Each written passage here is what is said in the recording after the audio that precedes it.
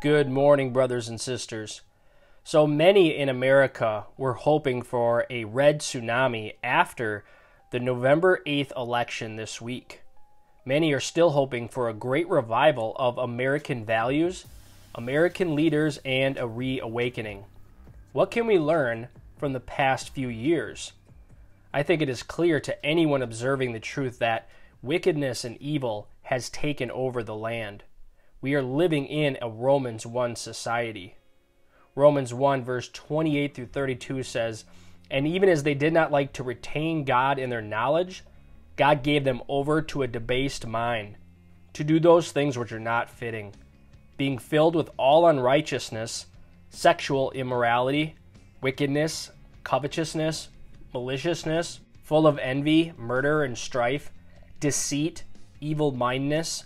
They are whisperers, backbiters, haters of God, violent, proud, boasters, inventors of evil things, disobedient to parents, undiscerning, untrustworthy, unloving, unforgiving, unmerciful, who, knowing the righteous judgment of God, that those who practice such things are deserving of death, not only do the same, but also approve of those who practice them."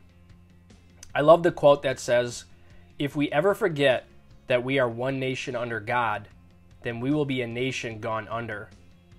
I believe the vast majority of Americans do understand what is taking place in America. Unfortunately, I believe it is too late in the game to do anything about it. Our system is broken, and there doesn't seem to be any accountability for the evil taking place to put evil men in power. As Mike Adams recently stated, quote, "The United States of America is no longer a representative constitutional republic.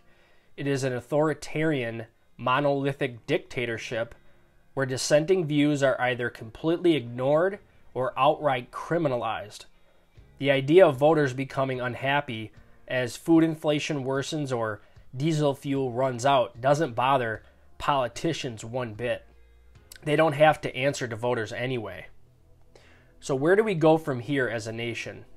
It is indeed painful to watch our nation fall apart and being taken apart piece by piece. We are in need of a great awakening, but not the awakening many are thinking. Our hope is not to be put in a political system, our election system, policies, or hoping to turn things around. No, it's too late for all of that, in my opinion.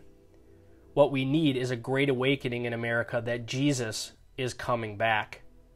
But know this, that in the last days, perilous times will come, for men will be lovers of themselves, lovers of money, boasters, proud, blasphemers, disobedient to parents, unthankful, unholy, unloving, unforgiving, slanderers, without self-control, brutal, despisers of good, traitors, headstrong, haughty, lovers of pleasure rather than lovers of God, having a form of godliness but denying its power, and from such people turn away. 2 Timothy 3, 1 through 5. We are in the last days. The last days are characterized by a period of an increase in wickedness. Things won't get better, they will get worse.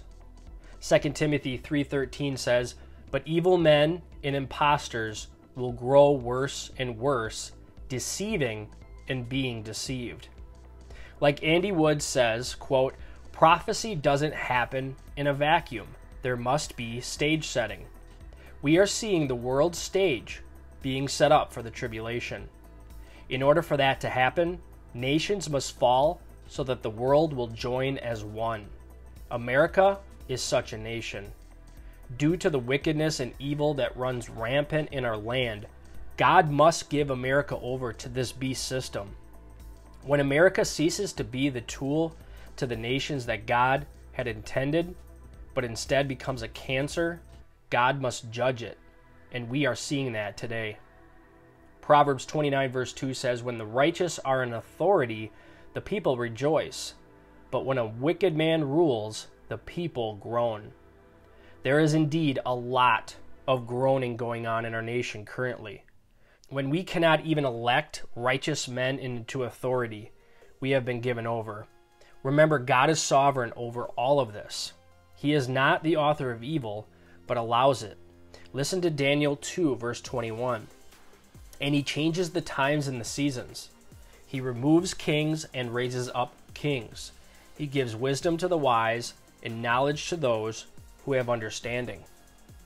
The hope that people seek can only be found in Jesus Christ. He told us of the tribulation shadows that would point to the ominous and dreadful day of the Lord. As ambassadors of Jesus Christ, it is our job to awaken the sleeping masses to the reality that time is running out and judgment for the world system is coming. We must point people to the blessed hope of Titus 2:13, that there is a way of escape from this dark horizon. The world is bleak and without hope. The only way of escape is by placing your faith and trust in Jesus Christ. Isaiah 55, verse 6 and 7 says, "Seek the Lord while he may be found. Call upon him while he is near. Let the wicked forsake his way, and the unrighteous man his thoughts. Let him return to the Lord, and he will have mercy on him, and to our God, for he will abundantly pardon." God bless.